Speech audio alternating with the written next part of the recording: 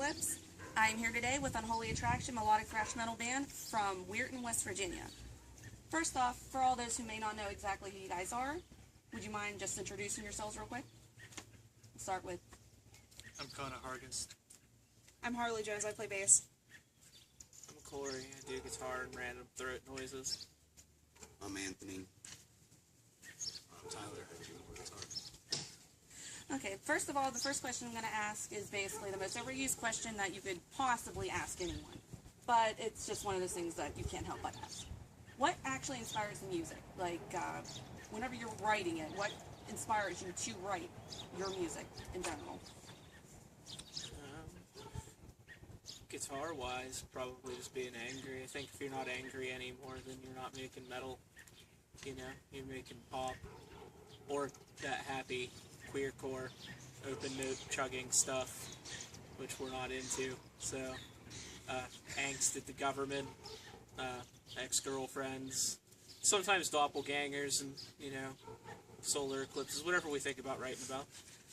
Nuclear power plants. Yeah, nuclear power plants, antimatter, the fall of humanity, whatever, just anything. We understand that you recently played a show with Mushroomhead in April. Just explain the whole thing in general. How was it? Like, what were you feeling when you first stepped on the stage? Well, Pissing in my pants. how long did we find out before that we were going to be main stage? I think like It was 5 or 10 minutes. 10 minutes. 10 minutes that we had to be on, and they told us to have our stuff loaded in an hour before. We were originally supposed to go on at 9. Everything was still in our car. Yeah, everything was still in our car. So We had to sprint through Peabody's, grab all of our stuff. Avoid the homeless guy asking for money. Yeah, there were like 2 homeless guys asking for money outside, and I already gave one of them money, and that was all I could afford. And we're like, please don't key our car. But, it was, Gotta love Cleveland. it was a lot of fun other than their sound guy kind of sucked. He was about as good at running sound as I am being physically fit. But, other than that, it was really fun, other than we're a really hyper band and we couldn't run around a whole lot with Mushroomhead's gear on stage. But it was nice playing in front of somebody other than the other bands and their girlfriends for a change. Okay, and next question. What are your future show plans? Like, are you planning on, I know you're doing local shows, but are you planning on doing more with more signed bands like Mushroomhead? Yeah, we're doing, June 29th, we're playing a festival in St. Clairsville with, This is the Apocalypse. That's, what, the 29th? Yeah, it's June 29th. We have tickets for that. They have Arnold Schwarzenegger on them.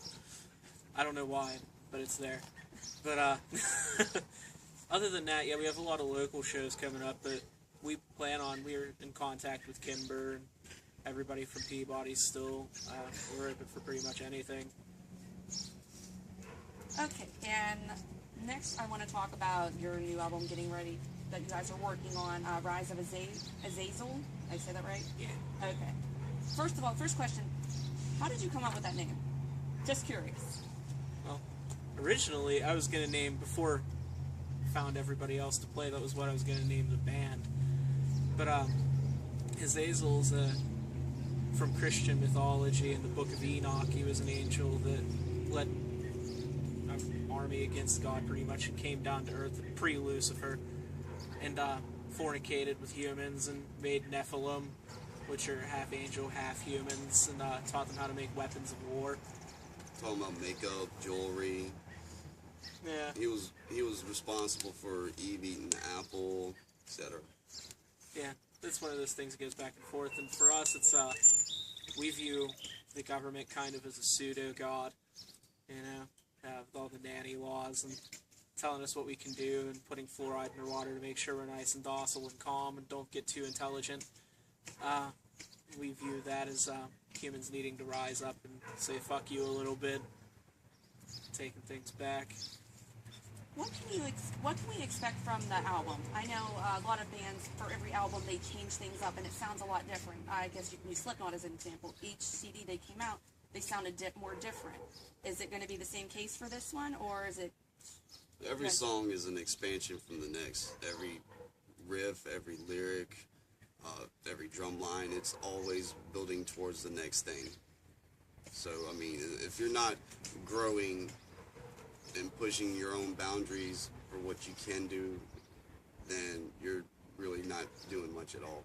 You're ripping yourself off. Yeah, I mean, You're AC/DC. you know, a lot of people argue with me on this, and I love Slayer, but I've had a hard time listening to anything since the early 90s of theirs, because to me it just sounds like they're rewriting the same record over. They might as well be YouTube. Yeah, that's understandable. For us, we try to keep each song different too. I know that we all have different influences. Like Tyler and I are mainly thrash guys, you know, Slayer, Anthrax, Megadeth for me mainly, old Metallica, Testament, Exodus, all the old school stuff. And then he used to do industrial. He has an industrial band. She's really into industrial. Connor's into a little bit more newer stuff than what we are. So, Oh no. well, all that remains is new, Connor. New compared to what we're all into. Because we're old. Because we're old. Yeah. What? But, So when exactly can we expect to see the CD? Like, when are you expecting to release it at a certain date, or do you have any of that in mind? it keeps getting pushed back right now because of mainly shows, yeah, financial issues. But Car trouble. we're recording, yeah, car trouble, one thing after another. But metal bands are poor. I'm sure any other metal band understands that. But we're in the process of recording a 4-track EP to get up enough money to get studio time to record the full 15 tracks.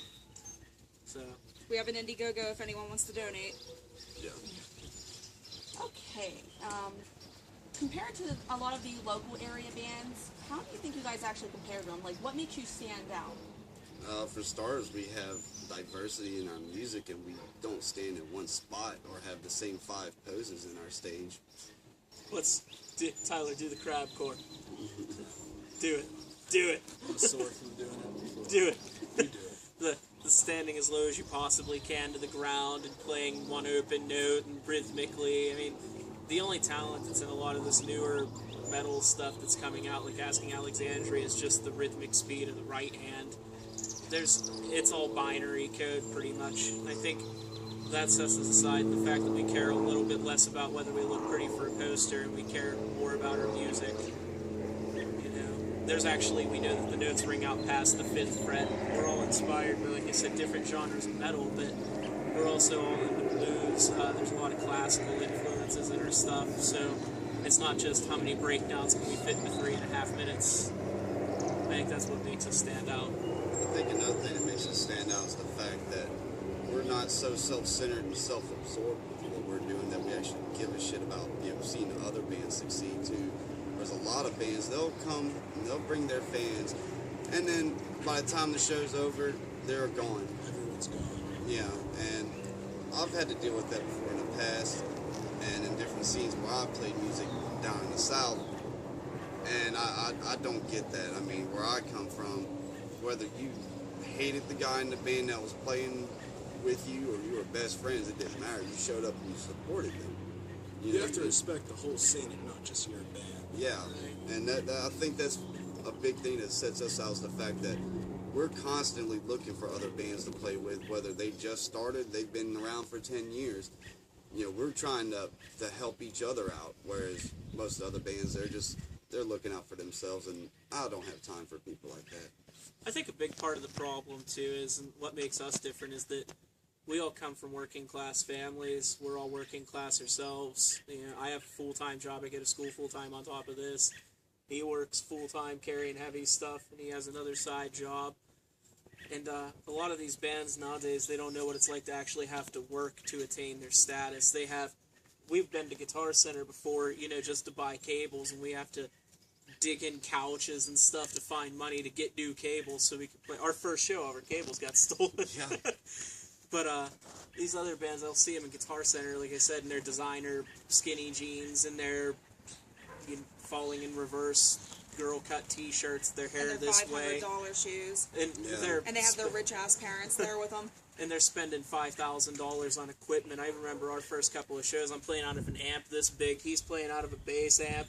She's playing through a little crate amp that sounds like CD player headphones with aluminum foil in front of it. Inside of a A microwave. lot of these other bands, they've never actually starved themselves for their art.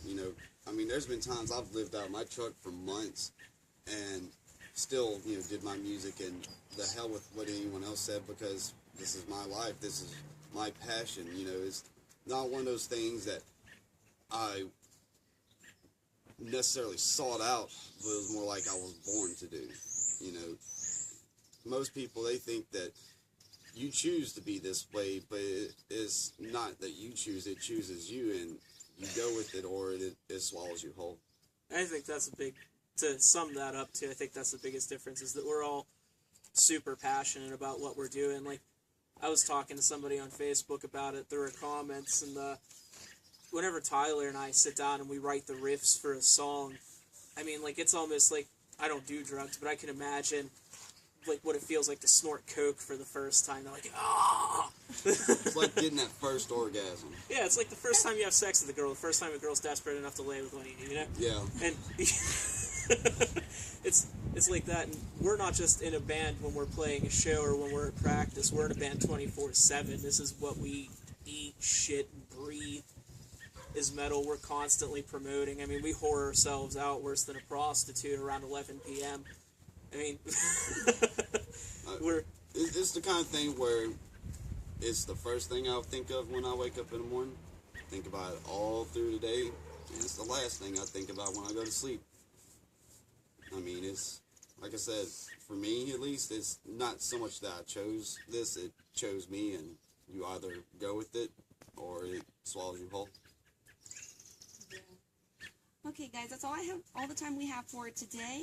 I just want to thank you guys for letting us interview you, and I really hope that you guys get signed soon, because I do really admire every single one of you, and listening to what everyone just had to say today really just have me thinking about how I've seen a lot of bands that I can honestly say that aren't as dedicated, I don't think, as you guys. Like, the way that you're describing everything, I don't think I've heard any band lately that would even remotely say anything like that. They're in it for the cool factor.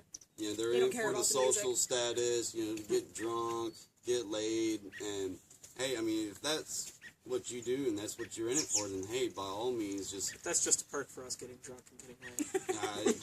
Yeah, well, you get laid at least, but Sometimes. yeah, sometimes. But It's more this than anything. yeah, Mary Palmer and her 5 sisters. But That's yeah, why I it's wear just- makeup. I put it on so I want to bang me. I look sexy today. But yeah, I mean, just a lot of them. It's just, you see them, and it's a social status for them, and they may have their heart in it, and they may be passionate. I'm not going to say they're not, because I don't know. But it's a different kind of passion, For us, definitely for me, I'm always, thinking about music, whether it's something I wrote, something someone wrote, an idea that I have for a song or a lyric. My brain's just constantly turning the gears for it. I know there's a lot of local bands too that we look up to. I mean, we're into local music as much as we are. Yeah, Disobey. Disobey, yeah.